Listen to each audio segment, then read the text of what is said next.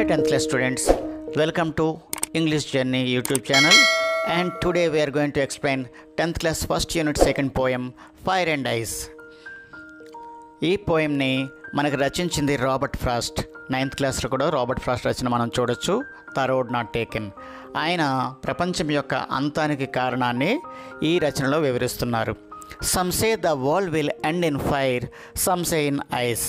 కొంతమంది ప్రజలు ఏమంటారంటే ప్రపంచం అగ్నితో అంతమవుతుంది. Some say in ice. కొంతమంది ఏం చెప్తారంటే కాదు ప్రపంచం మంచుతో అంతమవుతుంది. ఇక్కడ ప్రపంచం అగ్ని లేదా మంచుతో అంతమవడం అంటే ఇదేదో సైంటిఫిక్ రీజన్ మనం అనుకోకూడదు. రచయిత మనుషుల్లో ఉండే చెడు లక్షణాలని ఫైర్ మరియు ఐస్తో పోల్చారు. From what I have tasted of desire I hold with those who favour fire.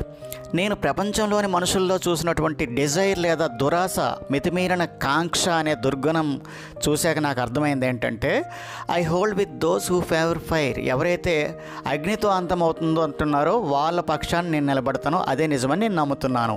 ఇక్కడ అగ్ని అంటే ఉద్దేశం ఏంటంటే మనుషుల్లో గూడు కట్టుకున్నటువంటి విపరీతమైన కోరిక, కాంక్ష, దురాశ.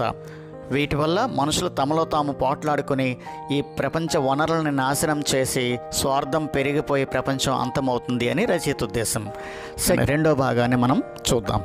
But if it had to perish twice I think how enough of hate to say that for destruction ice is also great and would suffice. Robert Frost యొక్క ఉద్దేశం మళ్ళీ రెండవ భాగంలో మారింది. But if it had to perish twice I think I know enough of hate to say that for destruction ice is also great and would suffice. ఈ భాగంలో ఏం చెప్తున్నారంటే రచయిత తన అభిప్రాయాన్ని మారినట్టుగా చెప్తున్నారు. ఒకవేళ పెరిష్ అంటే ఇక్కడ మీనింగ్ చూద్దాం. పెరిష్ అంటే మరణించడం లేదా అంతమవడం. హేట్ అంటే ద్వేషభావం. డిస్ట్రక్షన్ అంటే వినాశనం.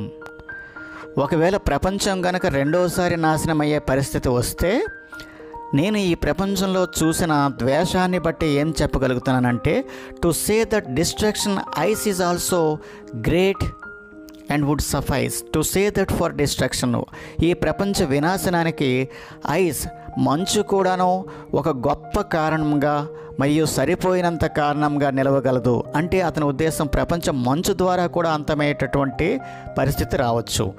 అంటే మొదటి భాగంలో అతను అగ్ని ద్వారా ప్రపంచం అంతమవుతుందనే వాళ్ళతో ఆయన నిలబడ్డారు.